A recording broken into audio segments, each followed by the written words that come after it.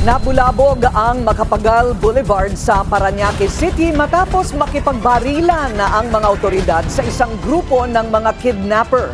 Patay sa engkwentro ang 4 na sospek kabilang ang 2 dating pulis. Narito ang agenda report ni Edwin Balasa ng Abante. Patay ang 4 na kidnapping suspect sa rescue operation para sa negosyanteng kidnap victim sa Parañaque City Miyerkules ng gabi. Kabilang dito ang 2 dismissed na pulis. Right after the confrontation na nangyari, ay kaagad po nating dinala sa hospital itong mga to.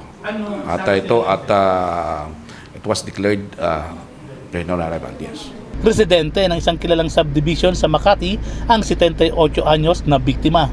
April 14 umano siya dinukot at doon na rin nagsimula ang negosasyon ng mga kidnapper sa kanyang mga kaanak. Nakasarado po sila sa tawaran ng from 50 million ay napababa po nila sa 10 million. Nung saktong alas 10:30 ng nasabing araw, April 14, inireport na po ng daughter-in-law at saka po ng asawa ang insidente sa ating pong anti-kidnapping group na kung saan po ay nagsagawa sila ng plano. Base sa plano, April 15 ang payout ng ransom sa isang undisclosed na lugar. Saka raw binaba ang biktima mula sa sasakyan ng mga suspect sa kahabaan ng Macapagal Boulevard at doon na pumasok ang mga operatiba ng PNP AKG at nagkaroon ng engkwentro. Sa nasabing insidente, meron tayong 4 na suspects na kung saan 2 po dito yung 2 awol na membro ng Philippine National Police.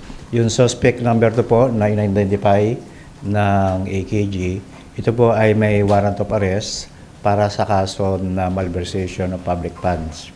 At yung pong isang awol na noong 2025 na formerly naka-assign sa Northern Police District, siya po naman ay may kasong awol, kaya po siya na-dismiss sa Philippine National Police. Hindi raw ito ang unang trabaho ng mga suspect.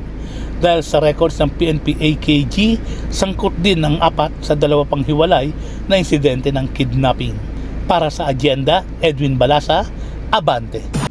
Manatiling nakatutok sa Bilyonaryo News Channel. Sumubaybay sa aming social media accounts at mag-subscribe sa aming YouTube channel para sa mga bago at eksklusibong balita.